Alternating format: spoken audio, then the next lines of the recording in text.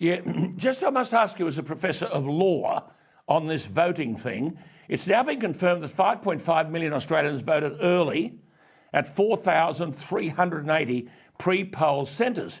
Now, how many of these, Professor Allan, voted illegally? Because it's a statutory requirement that you prove you're going to be outside the electorate where you are enrolled, or you're more than 8 kilometres from a polling place, or you're travelling, or you couldn't leave your workplace to vote, or you're seriously ill, or you're a patient in hospital, or you've got religious beliefs that prevent you from attending a polling place, or you're in prison, or you're a silent elector, which means your name's on the roll but not your address. How many people met these criteria yet voted early? Well, I don't think it's being enforced. I mean, you can't have the police roughing up pregnant women during the pandemic and enforce electoral laws. They have to pick. I'm being facetious. No, I just don't think they're being enforced, really. I personally would do away with pre-polling. I like people having to go to the polling booth on the Saturday as a sort of community and vote together. Obviously, if you're in hospital, we'll have a postal vote, but these rules aren't being enforced. So more and more people are just taking the easy way out.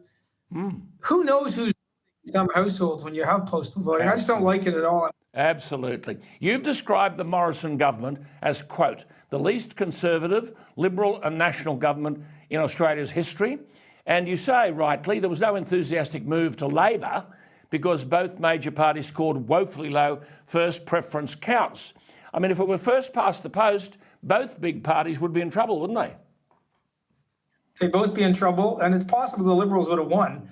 It sort of depends how the seats played out on the first preferences. But I mean, our voting system is complicated. There's only one other country in the world that uses preferential voting. I think it's a South Pacific island.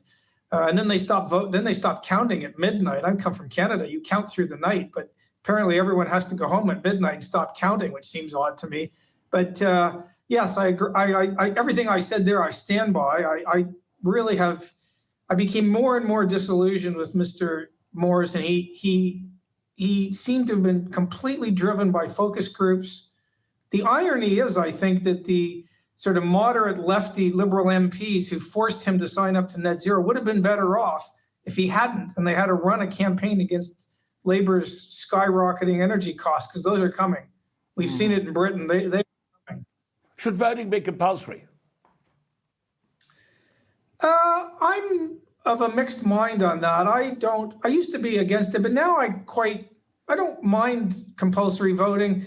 If you're purely tactical about it, there's a bit of evidence that right of center parties do better with compulsory voting, especially now that the sort of working class, hardworking middle class, a lot of those people don't vote in Canada and the US, and if they did, they'd vote right.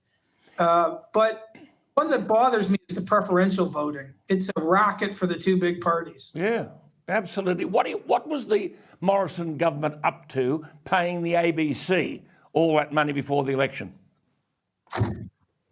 Who can understand that? People who hate you and are going to be negative no matter what you do, you give them a big raise. What was it, $80 million or something? I just don't understand what they were doing on that one. Again, you have to assume it was the Labour-light, Frydenberg, Sharma, Wilson crowd in the party room. Couldn't stand up to those people in the party room, but he just pay an outfit that spends his life criticising you. You are saying